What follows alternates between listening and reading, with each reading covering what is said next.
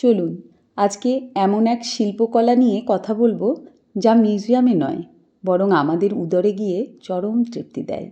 এটি শুধুমাত্র খাবার নয়, বরং বাঙালির আবেগ, ঐতিহ্য আর ফেলে আসা গল্পকথার এক অদ্ভুত রসায়ন।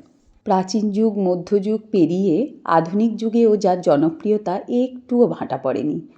দিদা ঠাকুমার যুগ পেরিয়ে মা কাকিমাদেরকেও সাথে নিয়ে আমাদেরকেও তার প্রেমে হাবুডুবু খাওয়াচ্ছে। যুগের সাথে তাল মিলিয়ে তার নতুনত্ব এনেছে, বলা ভালো নিজেকে ভেঙে গড়েছে। বাঙালি বরাবরই খাদ্যরসিক। বাঙালি তাই খাদ্য নিয়ে পরীক্ষা নিরীক্ষা চালিয়ে গেছে। তার ফলস্বরূপ আমরা পেয়েছি দুধপুলি, চন্দ্রপুলি, গোকুল পিঠে, চিতই পিঠে থেকে শুরু করে সবার প্রিয় পাটিসাপটা। একবার ভাবুন পাটিসাপটার কথা। একে বলা যেতে পারে বাঙালির একান্ত প্যানকেক। ময়দা, সুজি, গুড় দিয়ে মাখিয়ে স্রেফ রোল বানিয়ে তাতে নারকেল, দুধ, চাঁচি আর খেজুরের গুড়ের তৈরি পুর দিয়ে তৈরি এক অনন্য পিঠে, যা বাঙালির পছন্দের তালিকায় শীর্ষে রয়েছে। শীতকাল আর পিঠে পার্বণ বাঙালির কাছে সমার্থক। শীতে খেজুরের গুড় বা নলেন গুড়ের যে মিষ্টি গন্ধ, আহা, এটা বাঙালি ভুলতে পারবে না কোনো দিন। তার সাথে পিঠের যুগলবন্দি একদম পারফেক্ট। আর তা যেন বাঙালিরা শীতের আমেজ নিতে নিতে উপভোগ করতে পারে। বাঙালির পিঠে একটি সেন্টিমেন্ট। পিঠে ফেলে আসা বাঙালির ইতিহাসের সঙ্গে আধুনিক বাঙালির ইতিহাসের এক মিলন মেলা। অবশ্যই তা একান্ত ভোজন রসিক বাঙালি। বাঙালির 12 মাসে 13 পার্বণ তো লেগেই আছে। তার মধ্যে একটি বড় পার্বণ হচ্ছে পৌষ সংক্রান্তিতে পিঠে বানানো। আমার দিদাকেও দেখেছি পৌষ সংক্রান্তির সময় উনুনের ধারে বসে বসে পিঠে বানাতে, যেখানে অংশগ্রহণ করত দিদার মেয়ে অর্থাৎ আমার মা, আবার আমরা 3 জেনারেশন। পিঠে বানিয়ে পিঠে তৈরি করে সেই পিঠে সেদিন রাত্রে কিছুটা খাওয়া, পরের দিন বাসি পিঠে খেতে কিন্তু দারুণ লাগে। তো রোদে বসে বাঙালির এই শীতের আমেজ নিতে নিতে এই যে পিঠে খাওয়া, এটা সত্যিই বাঙালি ছাড়া বোধহয় আর কেউ পারবে না। বাঙালিরা ভোজন রসিক, এটা কিন্তু মানতেই হবে।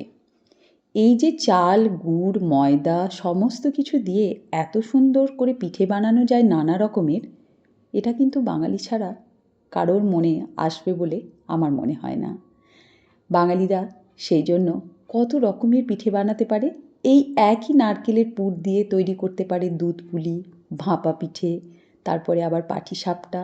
চিন্তা করুন কত পিঠে আমরা সারা শীতকাল ধরে বানাই, আর যেটা খেতে কিন্তু খুব ভালো লাগে। আজ পিঠে বানাতে গিয়ে যার কথা সব থেকে বেশি মনে পড়ে সেটি হচ্ছে আমার দিদা। আমার দিদা পিঠে বানাতে ভীষণ ভালোবাসত। নানা রকমের পিঠে বানানো হতো আমাদের বাড়িতে। ভাপা পিঠে বানানো হতো, সেটা কিন্তু ভাপা পিঠাটার মধ্যে দিদা পুর দিত গুড় আর তিলের ছাই দিয়ে। পাটিসাপটা বানানো হতো ঠিক এইভাবেই আমি যেমন বানাচ্ছি। তারপর দুধ পুলি বানানো হতো, সরু চাকলি বানানো হতো, মিষ্টি আলু দিয়ে বানানো হতো গোলাপ জামুনের মতো এই মোটা মোটা রসে ফেলা পিঠে। নলেন গুড়ের রসে সেই পিঠে খেতে কিন্তু আহা, কী যে ভালো লাগতো। আর এই সময় বানানো হতো আর একটা বিশেষ জিনিস, সেটা হচ্ছে পালো। গুড় আর চালের গুঁড়ো দিয়ে জল দিয়ে ফুটিয়ে ফুটিয়ে সেটাকে ঘন করে জমতে দেওয়া হতো। রাত্রে পরের দিন সেটা খাওয়া হতো। পালো, সেটাকে পালো বলে, যেটা আমি বানাতে শিখিনি। তখন আমি খুব ছোট ছিলাম, তার জন্য দিদার কাছে আমি এই পালোটা শিখতে পারিনি।